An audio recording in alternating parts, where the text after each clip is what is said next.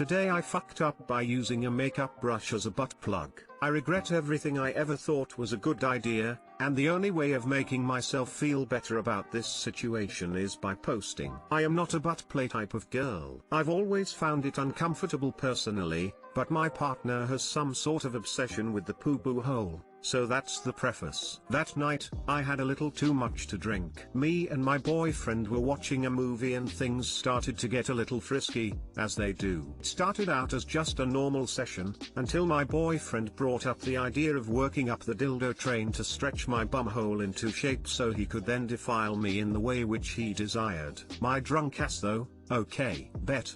Because drunk me has no common sense, and I produced a fairly small makeup brush. We lubed it up, I bent over, and he pushed it in slowly. And he pushed it in deep, to the point where the bristles were barely sticking out of my bumhole like tiny hairs. I was just laughing so hard and found it amusing and strangely erotic in the moment, and it was a great bonding time for us. That is, until the removal process. We tried to pull the bristles on the end, but they were not strong enough to combat the tightness of my poor booty hole. At this point I began to freak a little bit, not even wanting him to touch down there. I tried pulling it out myself, but it was stuck. Very stuck. My butthole was like a suction cup for the makeup brush, and any time I tried to bend over I could feel it pushing inside my butthole and it hurt. I sat on the toilet for almost an hour just pushing in the hopes that I could pass it, but to no avail. My butthole was literally eating the brush. Panta 45 minutes later, I'm crying in the waiting room of the ER,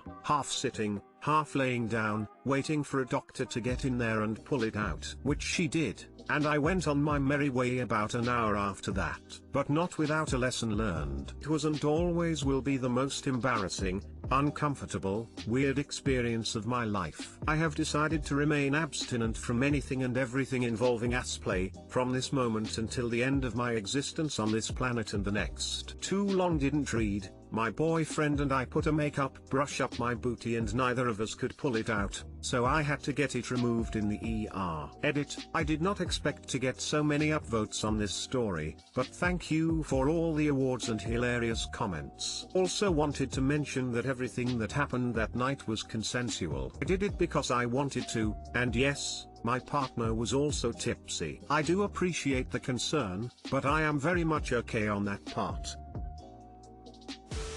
Reads title: Gets Comfy. Was not disappointed. Is today the shove everything up my butthole day on today I fucked up? Different kind of throwback Thursday? Yep, there's a reason why actual ones are made in one piece, and have part that is designed to not be able to go all the way in. Yep, I'm an ERIN, the butthole is essentially a vacuum. Happens all the time. Edit: neat. One of my highest comments is about buttholes. I love Redditors. This is why you only use toys with a flared base. You are now part of the Stuff in Butts stories at that ER. More like Stuff in Butts, am I right? Today I fucked up by ruining my ability to taste. I am one of the thousands of people who are quarantining because I was exposed. My roommate has tested positive and I am completely asymptomatic. I decided it was best to quarantine in my room on the off chance I am magically haven't caught it from my roommate. So for now I am watching for any signs or symptoms, but I have not exhibited any. Today I decided I wanted some tea. So I walked to the kitchen, boiled some water, and poured it into my hydro flask so I didn't have to go out to the kitchen as often to get hot water. For those of you who don't know, a hydro flask is a very insulated water bottle for hot drinks. I threw some tea bags into it and went back to my room. I placed it next to my bed and watched Netflix, but I fell asleep for a few hours. When I woke up I grabbed the hydro flask and took a big gulp. This was my fuck up. I effectively burned my entire mouth.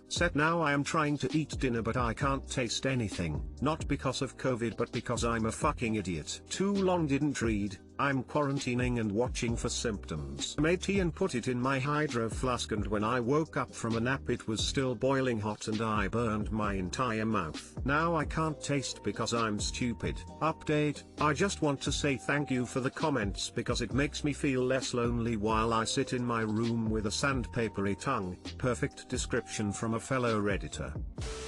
This is actually why I have never used my hydro flask for anything but cold drinks, lol, sorry buddy. I once put my hydro flask in the refrigerator with warm water. Got back home and it was still lukewarm. Man face palming. Sorry about your painful beverage experience. I guarantee you will not repeat this mistake. You overestimate my intelligence. This is the second time. The first time happened when I first got it. I completely forgot because I haven't used it in about a year because I never leave my house anymore. Just wanted to leave a note here to affirm your decision to limit contact with your roommate. Viral dose and viral load are huge factors in how sick you get, so even if you've already caught it, limiting exposure could make the difference between a mild case and a severe one. Your roommate should be masking in common areas if they can. Stay safe. Parrot, just want to say being careful works. I caught Rona back in October and had to quarantine, but I had a roommate that had to quarantine with me. Stayed in my room, used a mask whenever I went to the common areas, bleached the sink every time I used it to brush my teeth, and let the bathroom ventilate for 30 minutes after my showers. He ended up not getting it despite how small the apartment is. What kind of tea was it? Green tea with orange honey if you must know. I guarantee you won't do that again. I can't believe it was the second time I've done this. Today I fucked up by losing a job over a Reddit post. I got a call yesterday morning informing from the employer I signed a work contract with, informing me that my Reddit account had been linked with a post about falsifying information on my resume. I am not even sure how the employer I signed a work contract with even found my Reddit, as it isn't linked to any personal email, my name, or other social media usernames. But the post they linked me to was a comment I made on a post in r/illegal life pro tips, where a user suggested people lie and fake documents on their resume to get a job. My comment was essentially saying that was a terrible idea and I would just really sell myself on the duties I have done in the resume rather than lie and fake documents. I tried explaining how I did not make the post but rather a comment on the post, basically telling people not to obey the post. This wasn't acceptable to them apparently. The recruiter and his manager I went through to get the job even went as far as to tell my future employer that the post was nothing to worry about. I guess they didn't accept that answer because I got a call later saying my offer of employment had been rescinded for embellishments on my resume, but when asking for specific examples of embellishments on what the embellishments were, they wouldn't ever give me any and just said I have embellishments on my resume. They had encouraged me to put in a 2 weeks notice so I could start with them early as well, so now I have already quit my current job but lost the job I was going to over a Reddit post that I didn't even make. This position would have been a $20,000 a year pay raise from my current job and I lost it over some stupid confusion and my Reddit account being linked to the title of a post I commented on. Basically, I had already signed all sorts of work agreements with them and had a start date. Too long didn't read. My future employer found my Reddit account somehow,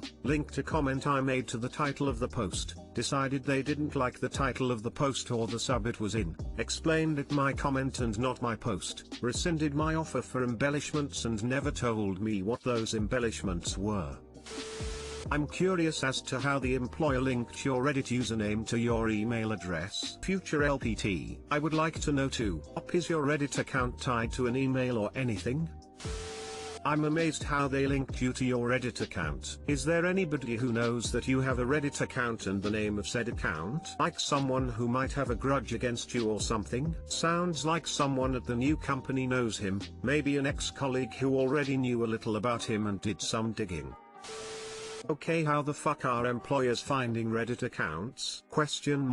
No idea, but I've used throwaway emails and I'm on my third Reddit account. I'm 99.999% sure my employer found the first one even though I never logged in from a work computer, only ever use it on my personal computer. The second one I'm less sure if it was burned, but I started using the random Reddit followers as a metric for when to bolt on the account. I don't think most actually use it, and the fact that it doesn't show you who is following you is sketch as fuck to me, as it's not something I would associate with being commonly used on Reddit. They have to be using data aggregation, cookie tracking, fingerprinting etc. of some sort to associate a person with an account. It's part of why I was looking for for a browser or plugin that allows for sandboxing tabs so it can only see cookies/session for that individual tab and not everything on the browser.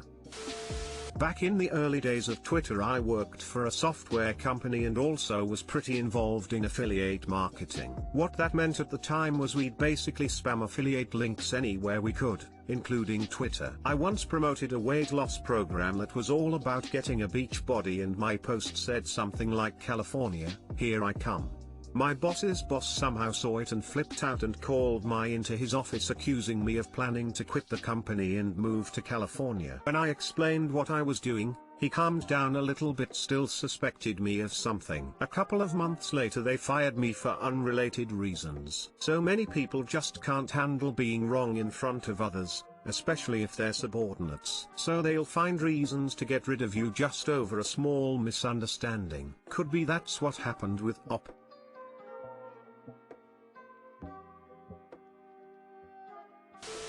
Call a lawyer. Abso-fucking-lutely. I'd bet dollars to donuts the inside guy they had in mind for the position changed their mind from a no to a yes, and they had to get rid of Op by any means necessary.